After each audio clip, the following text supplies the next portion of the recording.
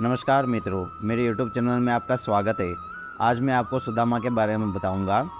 सुदामा की कहानी हमारे पुराने ग्रंथों में एक विशेष महत्व रखती है। यह कहानी भगवान श्री कृष्ण और उनके दोस्त सुदामा के मधुर संबंधों के बारे में है। सुदामा के बारे में कहानी में कहा जाता है कि वे गरीब थे और बड़े धनी श्री कृष्ण के यहाँ जाकर मदद मांगने के लिए गए थे। एक दिन सुदामा अपनी पत्नी के साथ भगवान के द्वार पर पहुँचे। वहाँ पहुंचकर उन्होंने भगवान श्री कृष्ण को देखा, जो शांतिपूर्वक भव्य रूप में बैठे हुए थे।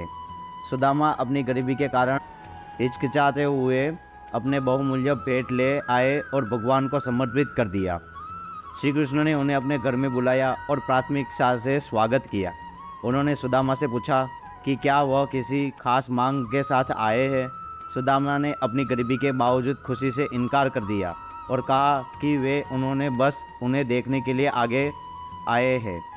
श्री कृष्ण ने उन्हें खाने के लिए विशेष चीज़ों से तैयार किया और उनकी उपस्थिति में उनकी पूरी दृष्टि विस्तार पूर्वक प्रस्तुत हुई। सुदामा ने अपनी सारी समस्याओं और चिंताओं को भूलकर गर्व के साथ खाना खाया।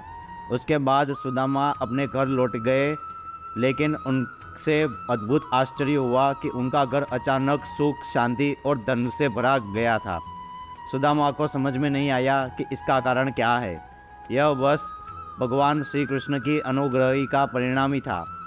सुदामा की कहानी हमें यह सिखाती है कि विश्वास, स्नेह और सच्ची मित्रता हमारे जीवन में महत्वपूर्ण होती है। इसके अलावा धन की महत्ता को भी बढ़ाती है और हमें यह भी याद दिलाती है कि हमें सदैव अपने मित्रों और प्रियजनों का सम्मान करना चाहिए। सुदामा अपने घर लौटकर देखते हैं कि उनका पूरा गरीब भरा घर अब एक धनवान और समृद्ध घर बन चुका है। उनकी पत्नी और परिवार सब सुखी से रह रहे हैं।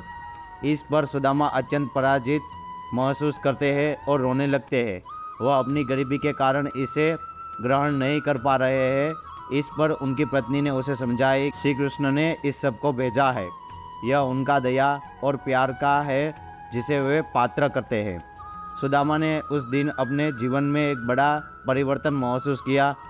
इसने इस अनुभव से आधिकारिक ध्यान देना शुरू किया और अपने अधिकांश समय को सेवा और समर्पण में बिताने लगे। बाद में भगवान श्री कृष्ण और सुदामा की दोस्ती की कई गाथाएं प्रसिद्ध हुई।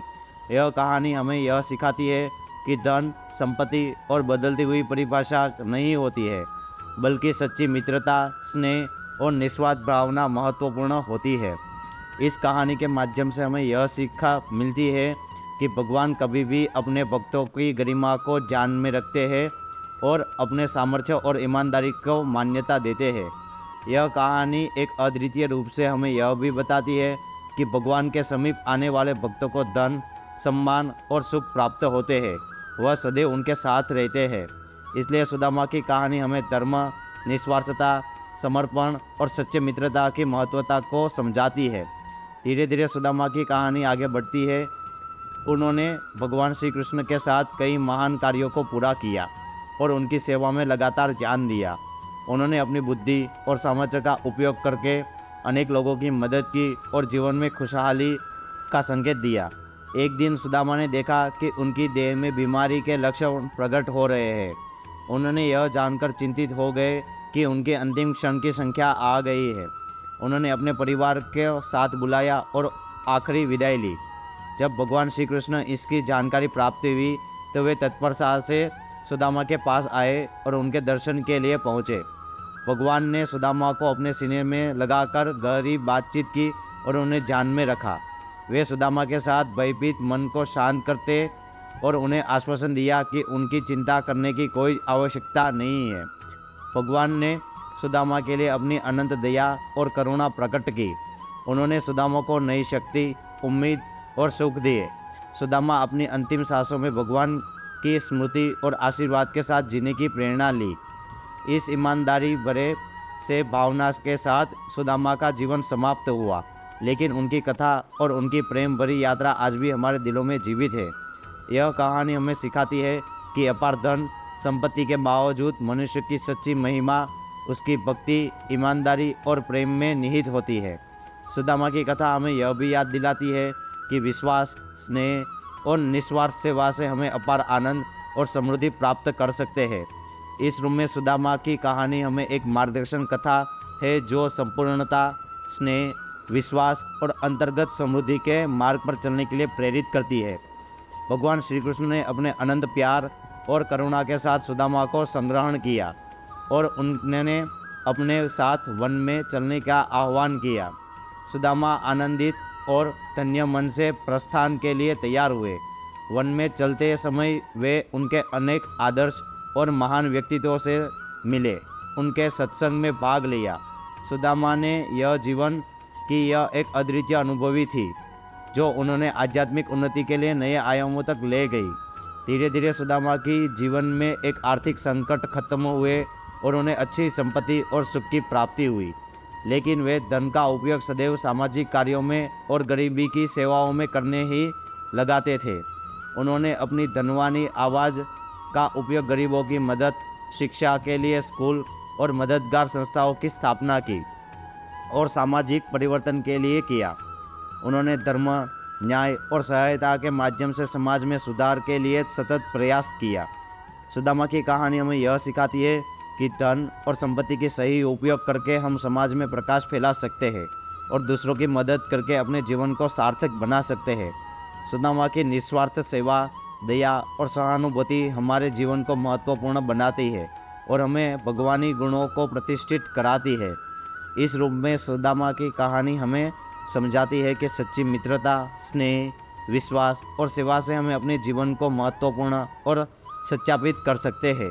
सुदामा की कथा हमें यह भी याद दिलाती है कि जीवन में सच्चे धन और संपत्ति का महत्व हमारी सेवा में, प्रेम में और यह हमारी आत्मिक वृत्ति के प्राप्ति कर रहस्य है।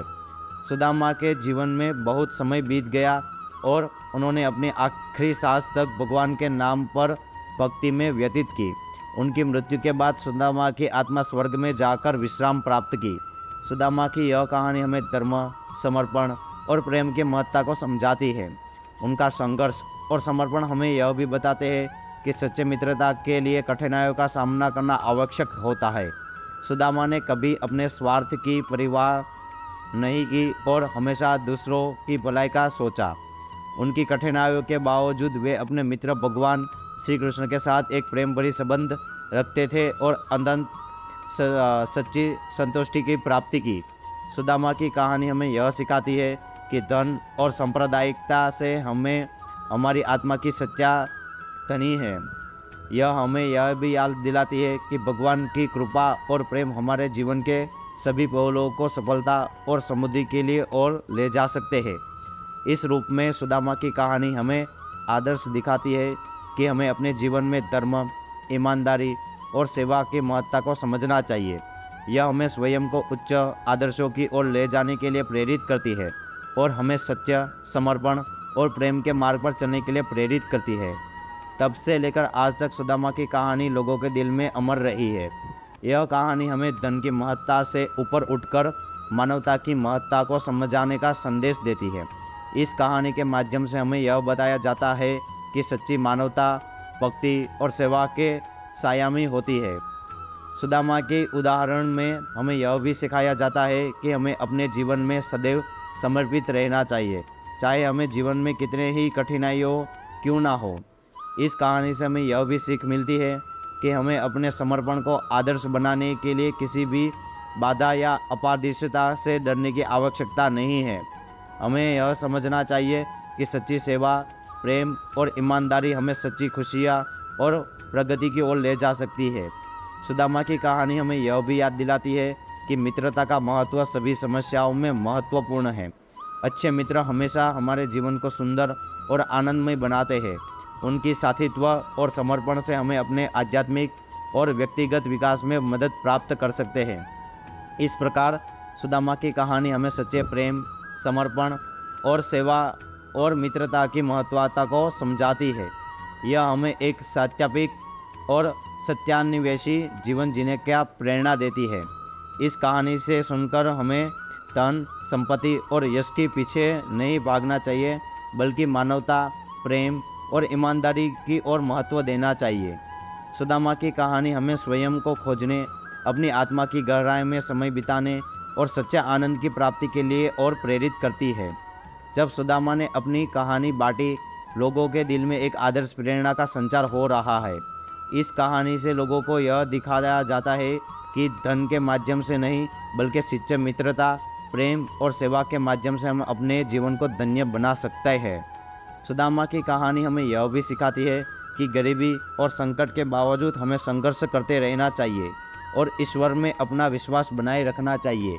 यह हमें यह भी याद दिलाती है कि धन, शोहरत और संपत्ति वाली दुनिया भी भीड़ में हमारी आत्मा को पहचानना चाहिए और सच्ची खुशियों का अनुभव करना चाहिए। सुदामा की निस्वार्थ सेवा, प्रेम और समर्पण में हमें यह भी दिखाया जाता है कि जीवन में संपूर्णता और आनंद केवल वित्तीय समृद्धि से नहीं मिलता है, बल्कि अपनी सेवा और प्रेम के माध्यम से दूसरों की मदद करनी चाहिए।